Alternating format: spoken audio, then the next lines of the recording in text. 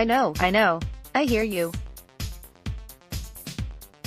We went through an entire NBA season, all of its intricacies and storylines, just to end up in the same place we've been in the past 3 summers, with the Golden State Warriors once again meeting the Cleveland Cavaliers in the NBA Finals.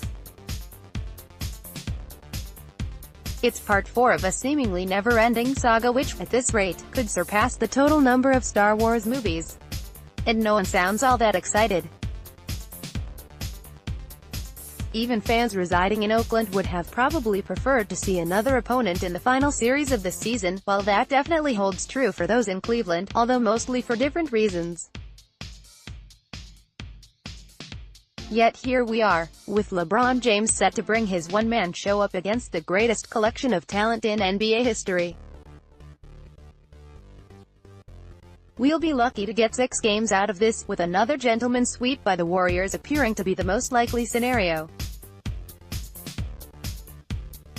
Then what was the point of everything that preceded the finals, you're probably asking? It was all inevitable, right? Actually, no. Even though we're here again, it could have just as easily been different. And how close it was to being different should put an end to the apathetic outlook and narrative that this was all predictable from the start. The Cavaliers, and yes, even the Warriors, needed breaks to get to this point.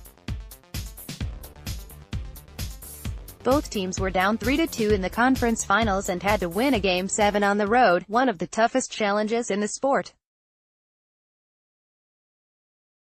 The sides who represented their final hurdles were both banged up with injuries. The Boston Celtics were without 2 All-Stars in Gordon Hayward and Kyrie Irving, while the Houston Rockets didn't have one of the greatest point guards of all time in Chris Paul for the final 2 games.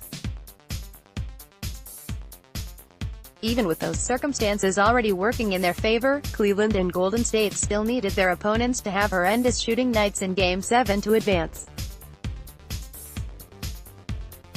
The margin between winning and losing can often be minuscule, and in the case of the conference finals, it was razor thin. As much as LeBron and the Warriors' return to the finals solidifies their respective greatness, it also proved they're not infallible. Really, this is a referendum on Golden State's invincibility. That's the only endgame we've been talking about since Kevin Durant decided to hop aboard an already runaway train in the summer of 2016.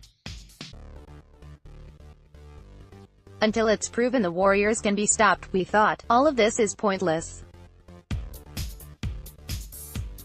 Well, the Rockets didn't just get closer than anyone else against Golden State, they got as close as you can pretty much get, outside of a dramatic final minute in Game 7. And it wasn't by fluke either. Houston were specifically built to beat the Warriors by relying on 2 elite shot creators, switchable defense and high-variance three-point shooting, which cruelly backfired in Game 7.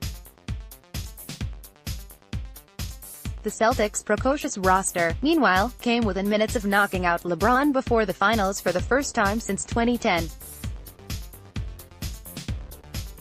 And again, they got that far without 2 of their best players while leaning on a 20-year-old rookie in Jason Tatum who is on a path to superstardom. Houston and Boston don't appear to be going anywhere. If anything, they should be stronger next season and peskier challenges to Golden State and Cleveland. Even without significant roster change and, say, LeBron joining Paul and James Harden, there's a decent chance we could get the Rockets-Celtics finals we barely missed out on this time around. And that's not even mentioning the continued growth of young teams like Philadelphia and Utah, or a potential forming of another super team. So swallow that pill and endure one more rematch between these same old teams in the finals, because it may be the last time the end result is this predictable again.